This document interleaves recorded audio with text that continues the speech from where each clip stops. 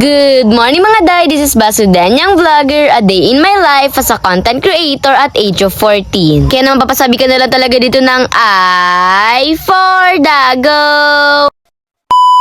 Hi guys! For today's video, samahan nyo nga po pala kami sa aming mga kaganapan nung day 2 namin dito sa Naga. Nga po pala yung araw na 2 beses kami bumalik sa concert ng BINI.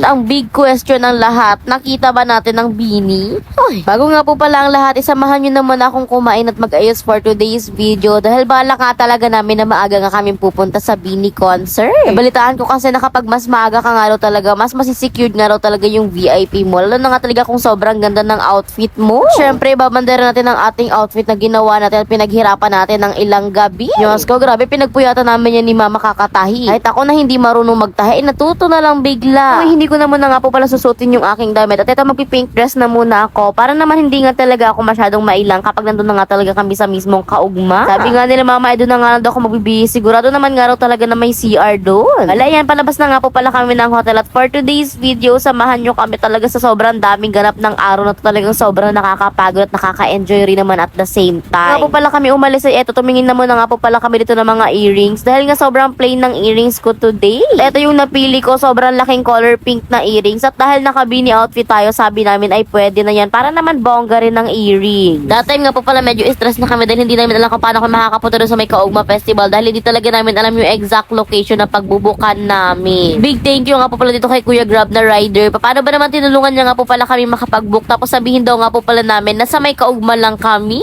Very lifesaver ka po sa amin, Kuya. Kaya naman thank you very much po sa tulong mo. Bukod pa nga sa tinulungan kami ni Kuyang mag-book, habang hinihintay namin yung sasakyan na talagang tinanong pa kami ni Kuya kung nakapag-book na raw kami o diba kinamusta pa talaga kami. Kaya naman thank you very much sa'yo, Kuya. Kaya yan, that time nakasakay na nga po pala kami ng kotse. Bali, nag-grab na nga lang po pala kami dahil nga talagang hindi talaga namin alam kung saan kami sasakay for today's video. Medyo malayo-layo nga po pala ang biyahe from Naga to Pili. Pero ito, finally nakarating na rin nga po pala kami.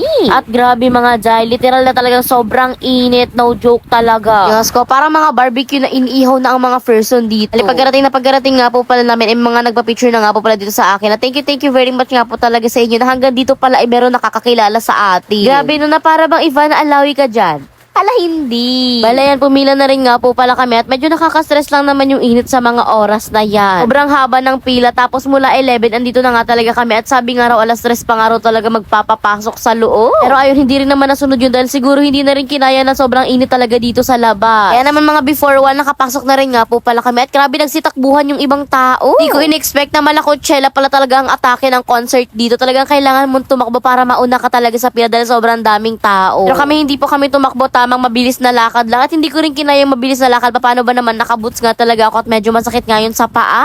Eto, nakarating na rin nga po pala kami sa may unahan at alam nyo ba na sobrang lapit talaga namin sa stage. Meron nga na talaga dito nakaharang na tarpaulin dahil nga nasa malapit nga kami ng VIP entrance. Bale, dito na rin nga po pala ako sa gilid bumihis dahil nga talagang hindi namin alam kung saan ba talaga ako magbibihis. Kaya naman dito na lang. By the way, ng mga bandang hapon nga po pala, inilipat nga rin po pala nila yung VIP entrance doon sa kabila dahil sobrang dami na talagang tao dito. And ayun, thank you very much nga rin po pala sa mga lahat na nakapagpa-picture sa akin nung araw na yun. By the way, hindi pa nga po pala kami nagla-lunch sa mga oras na at mag-aalas 2 na nga talaga. Kaya naman eto, bumili na nga po pala dito sila Tita Star na makakain nga po pala namin. Alam nyo ba na hindi namin in-expect na ganito pala kapagod umattend ng concert. Hindi naman sa pagiging maarte, pero talagang iba yung expectation namin. Pero ayun, at least alam at nasubukan na nga talaga natin umattend ng concert kahit ngayon lang. Tapos ayun, mga maya-maya nga lang po pala, lumabas na rin nga po pala kami nila Mama dahil sobrang siksikan na talaga dun sa pwesto namin. Diin na nga talaga kami dun sa pinakaunahan. Kaya naman naisipan namin na umuwi na lang dahil hindi talaga namin kinaya yung init. Hindi ko po ma-explain kung ano yung nararamdaman namin that time. Pero ayun nga, sobrang nakakapagod talaga yung araw na to. Pero ayun, kahit na nakakapagod yung araw na yun, meron dito mga nakakatawang nagpa-picture sa akin. Grabe yung mga energy talaga nila. Fast forward nga po pala, bumiyahe na nga lang po pala kami pa uwi. Paano ba naman hindi talaga namin kaya yung init? Bukod nga sa init, siksikan pa tapos sobrang sakit na rin nga ng pa ako dahil kanina pa kami nakatayo. Kauwi nga po pala namin sa bahay, nagpahinga nga lang po pala kami. Tapos eto, nakatawag nga po pala namin dito. Ito nga po pala pamangkin ni Tito Aldrin. Lagi nga raw po kasi siyang nanonood ng vlog tapos nagko-comment pa. Kaya naman shoutout sa'yo, Teya. Ito kung pamangkin ba talaga or pinsan, pero ang pinaka naaalala ko talaga ay pamangkin. Fast forward nga po pala kinagabihan ay eto palabas nga po pala kami ng bahay dahil kakain nga po pala kami ng gabihan. Layan, kumain na rin nga po pala kami at alam nyo ba na sa mga oras na yan, nagpaplano pa nga talaga kami bumalik dun sa Bini concert dahil meron pa talaga kaming hope kahit kaunti. Para bang kumakatok yung puso namin na sana makita namin yung Bini. Sa mga hindi po nakakaalam, isa rin po ako sa mga blues. Halos lahat talaga sila baayas ko na para bang iiyak na lang kapag nakita ko sila ng malapitan. Kaya naman eto, after nga po palang kumain, nag-book na nga po pala dyan City Star ng Grab para nga talaga makapunta nga kami dun sa Bini concert. Gabi na rin nga, kaya naman wala na nga talagang sikat ng araw at hindi na nga kami masusunog pang muli.